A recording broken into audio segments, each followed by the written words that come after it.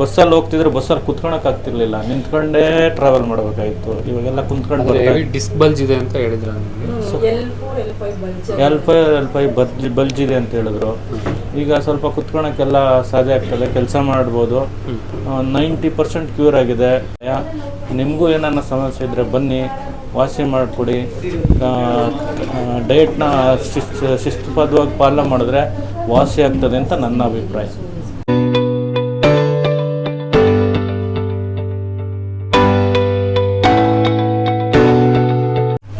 Sir ನಮಸ್ತೆ. ನಮಸ್ಕಾರ. ನನ್ನ ಹೆಸರು ಪ್ರೇಮ್ ಕುಮಾರ್ ಅಂತ. 51 ವರ್ಷ. ನಾನು cooperative development officer, Chikkaballapur district Bagepalli ತಾಲೂಕಲ್ಲಿ ಕೆಲಸ ಮಾಡ್ತಾಯಿದ್ದೀನಿ. ನನಗೆ ಏನೋ ಸ್ವಲ್ಪ ಇದ್ದಕ್ಕಿದ್ದಂಗೆ ಬ್ಯಾಕ್ ಪೇನ್ ಬಂದಂಗೆ ಆಯಿತು. ಅಂದರೆ ಇದ್ದಕ್ಕಿದ್ದಕ್ಕೆ ಸ್ಟಾರ್ಟ್ ಆಗಿದೆ ಅಂದರೆ ಬೇರೆ ಏನು ಹತ್ತದ್ನೋ ಅಥವಾ ಬಗ್ಗದ್ನೋ ಅಥವಾ ಸ್ವಲ್ಪ ಎಕ್ಸರ್ಸೈಸ್ ಮಾಡ್ತಾ ಇದ್ದೆ. ಗಾಡಿ ಜಾಸ್ತಿ ಓಡ್ತಿದ್ದೆ, ಅದಕ್ಕೆ ಸ್ಟಾರ್ಟ್ ಆಯಿತು. ಏನಾಗಿ ಸ್ಟಾರ್ಟ್ ಆಯಿತು ಗೊತ್ತಿಲ್ಲ. ಆಮೇಲೆ ಸ್ವಲ್ಪ ಇನ್ಕ್ರೀಸ್ ಆಗ್ತಾ ಬಂತು. 1 ವರ್ಷ ಆದಮೇಲೆ ತುಂಬ ಲಾಸ್ಟ್ ಇಯರ್ ತುಂಬಾ ಸಿವಿಯರ್ ಆಗೋಯಿತು. ನಾಟಿ ವೈದ್ಯರ ಹತ್ರ ಹೋದಿ, ಏನೋ ಒಳ್ಳಿದೆ ಅಂತೇಳಿ ಅದನ್ನೇನೋ ಕುಣಿಸಿದ್ರು. ಆಮೇಲೆ ಸರೋಗಲಿಲ್ಲ. ಆಮೇಲೆ ಇನ್ನೊಂದು ಆಯುರ್ವೇದಿಕ್, ಬೆಂಗಳೂರಲ್ಲಿ ಆಯುರ್ವೇದಿಕ್ ಹೋದ್ವಿ, ಅಲ್ಲೇ ಸರೋಗಲಿಲ್ಲ. ಪಂಚಕರ್ಮ ಟ್ರೀಟ್ಮೆಂಟ್ ಮಾಡಿದ್ವಿ, ಅಲ್ಲೂ ಸರೋಗಲಿಲ್ಲ. ಇವನ್ ಕೆಲಸ ಅರ್ಧ ಗಂಟೆ ಕೂತ್ಕೊಂಡ್ರು ಕೆಲಸ ಮಾಡೋಕ್ಕಾಗ್ತಿಲ್ಲ, ಕೆಲ್ಸಕ್ಕೆ ಹೋಗೋಕ್ಕಾಗ್ತಿರ್ಲಿಲ್ಲ.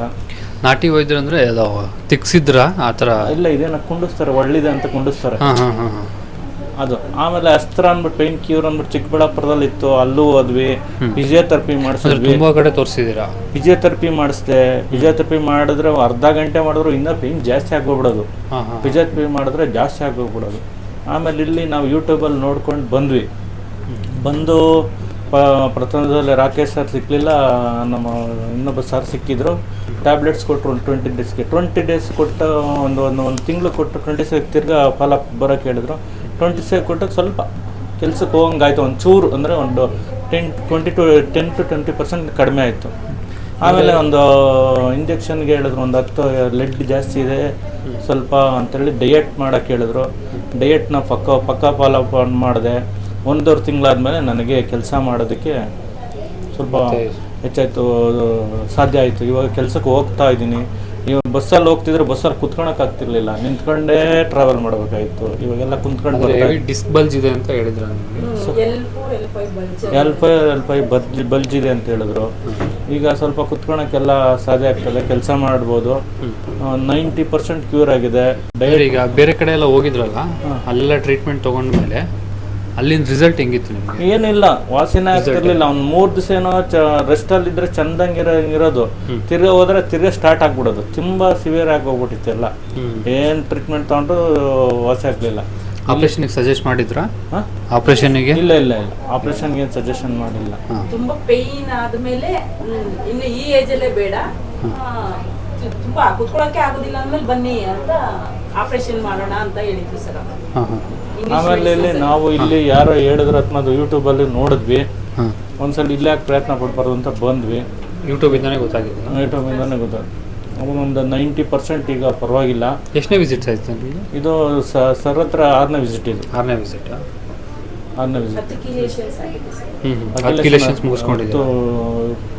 ಮತ್ತೆ ನನಗೆ ಸ್ವಲ್ಪ ಇನ್ನೊಂದು ಏನಂತಂದ್ರೆ 93 ಇದ್ದ ವೆಯ್ಟ್, ಈಗ 78 ಬಂದಿದ್ದೀನಿ. ಆಲ್ಮೋಸ್ಟ್ ಒಂದು 15 kgs ಕಡಿಮೆ ಆಗಿದೆ ಇಲ್ಲಿ ಬಂದಮೇಲೆ.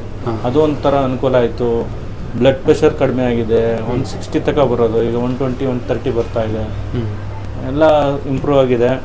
ಇಲ್ಲೇನಂದರೆ ಫುಡ್ ಸ್ವಲ್ಪ ಡಯಟ್ ಹೇಳ್ಕೊಡ್ತಾರಲ್ಲ, ಅದು ಸ್ವಲ್ಪ ಇಂಪ್ರೂವ್ ಆಗಿದೆ. ಒಳ್ಳೆ ಹೆಲ್ತಿ ಹ್ಯಾಬಿಟ್ಸ್ ಸ್ಟಾರ್ಟ್ ಮಾಡಿದ್ದೀನಿ. ಅದನ್ನೇ ಕಂಟಿನ್ಯೂ. ನಿಮಗೆ ಒಂದು ಅರ್ಧ ಟ್ರೀಟ್ಮೆಂಟ್ ನಿಮ್ಗೆ ಅದರಿಂದನೇ ಸರಿ ಹೋಗಿದೆ. ಅದು ಸ್ಟ್ರಿಕ್ಟಾಗಿ ಫಾಲೋ ಮಾಡಿದ್ದೀನಿ. ಡಯಟ್ ಎಲ್ಲ ಸ್ಟ್ರಿಕ್ಟಾಗಿ ಫಾಲೋ ಮಾಡಿದ್ದೀನಿ, ಮುಂದಕ್ಕೂ ಫಾಲೋ ಮಾಡ್ತೀನಿ. ಬಟ್ ಯಾವಾಗ ಎಲ್ಲನೂ ಟ್ರಿಪ್ಗೆ ಹೋದಾಗ ಸ್ವಲ್ಪ ಇದಾಗ್ಬೋದು ಅಷ್ಟೇ, ಬಿಟ್ಟರೆ ಮನೇಲಿದ್ದಾಗಂತೂ ಕಂಪಲ್ಸರಿ ಫಾಲೋ ಮಾಡ್ತೀನಿ. ನಿಮ್ಮದು ಡೈಲಿ ಕೆಲಸ ಹೇಗೆ ಸರ್? ಡೈಲಿ ಕೆಲಸ ನಾವು ಫೀಲ್ಡ್ ವರ್ಕ್ ಇತ್ತು ಸರ್. ಫೀಲ್ಡ್ ವರ್ಕ್ ನಾನು ಗಾಡಿಯಲ್ಲೇ ಹೋಗ್ತಾ ಇದ್ದೆ.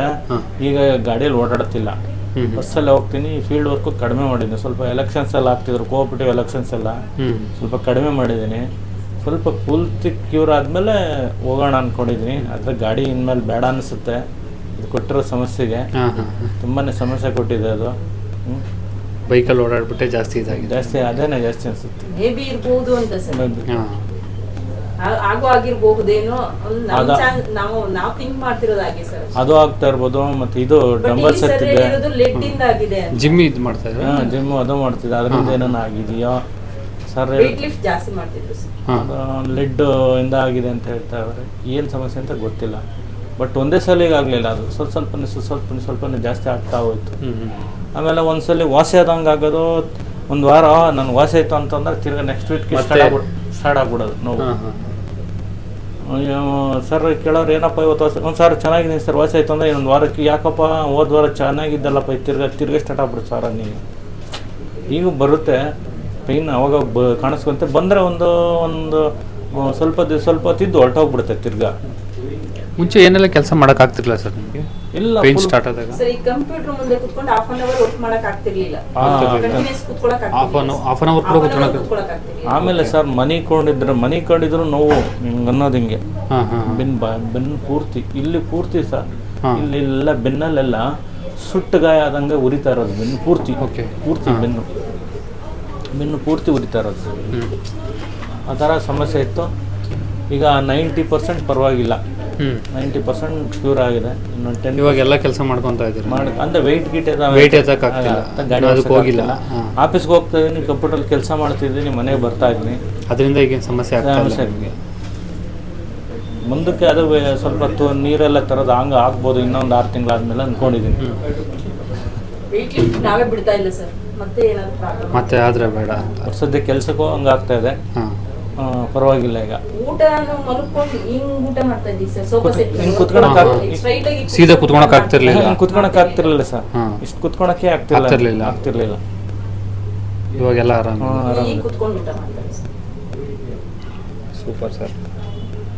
ಸರ್ ಹತ್ರ ಒಂದು ಫ್ರೂಟ್ಸ್ ಏನಾದ್ರು ತಿನ್ಬೋದು ಅಂತ ಕೇಳ್ಬೋದಾಯ್ತು. ಫ್ರೂಟ್ಸ್ ಡಯಟ್ ಹೇಳಿದ್ರು. ಡಯಟ್ ಇಲ್ಲೇ ಇದೆ, ಡಯಟ್ ಹೇಳ್ತೀನಿ, ಕರಿತೀನಿ. ಮತ್ತು ನಮ್ಮ ವೀಕ್ಷಕರಿಗೆ ಏನು ಹೇಳೋಕ್ಕೆ ಇಷ್ಟಪಡ್ತೀರಿ ಸರ್? ವೀಕ್ಷಕರಿಗೆ ಹಾಸ್ಪಿಟ್ಲ್ ತುಂಬ ಚೆನ್ನಾಗಿದೆ, ಡಯಟ್ ಹೇಳ್ಕೊಡ್ತಾರೆ. ತುಂಬ ಡಯಟು ಒಂದು 40% ಅದರಿಂದನೇ ಕ್ಯೂರ್ ಆಗೋ ಚಾನ್ಸಸ್ ಇದೆ. ಯಾಕಂದರೆ ಬೆಳಗ್ಗೆ ಎದ್ದ ತಕ್ಷಣ ಕೊಬ್ಬರಿ ಎಣ್ಣೆ ಯೂಸ್ ಮಾಡಿ ಅಂತಾರೆ, ಆಮೇಲೆ ಡ್ರೈ ಫ್ರೂಟ್ಸ್ ಯೂಸ್ ಮಾಡಿ ಅಂತಾರೆ. ಇಲ್ಲಿನ ಊಟ ಮತ್ತು ಪದ್ಧತಿಗಳನ್ನು ಕಡ್ಡಾಯವಾಗಿ ಫಾಲೋ ಮಾಡಿದ್ರೆ ಅರ್ಧ ಭಾಗ ಸಮಸ್ಯೆ ಸಾಲ್ವ್ ಆಗ್ತದೆ ಅಂತ ನನ್ನ ಅಭಿಪ್ರಾಯ. ನಿಮಗೂ ಏನಾರ ಸಮಸ್ಯೆ ಇದ್ದರೆ ಬನ್ನಿ, ವಾಸಿ ಮಾಡಿಕೊಡಿ. ಡಯಟ್ನ ಶಿಸ್ತುಬದ್ಧವಾಗಿ ಪಾಲನೆ ಮಾಡಿದ್ರೆ ವಾಸಿ ಆಗ್ತದೆ ಅಂತ ನನ್ನ ಅಭಿಪ್ರಾಯ. Thank you so much sir. Thanks.